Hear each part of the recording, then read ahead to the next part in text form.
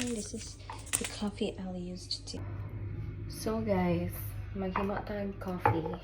It's almost, I have a workshop na class na gusto na ko i-attend by 11. So, nag-crave ko coffee. So, magamit ta og decaf.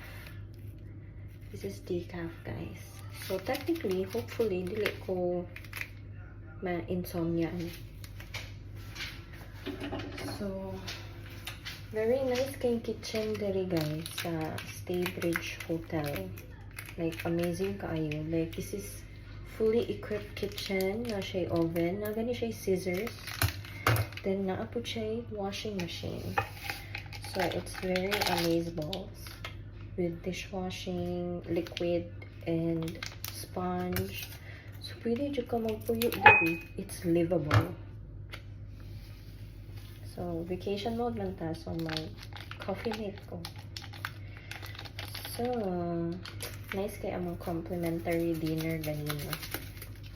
Okay, wala mi nag-expect. Ang pag-book na mo, ang naka-mention lang is kuan, breakfast included. Pero, pag check-in na mo ganina, niingon sila na, ma'am, we also have complimentary nga dinner. Na ganyan tatoy wine, pero wala na may kabot sa time. But, it was a pleasant surprise. So, nag-crave mo kung something to drink.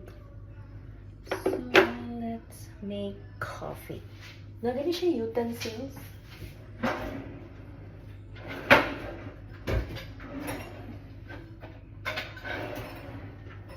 Legit guys, na siya utensils, pots, pans, plates, cutlery, everything. Very nice ang Staybridge. Must recommend. Kami sa Yas Island.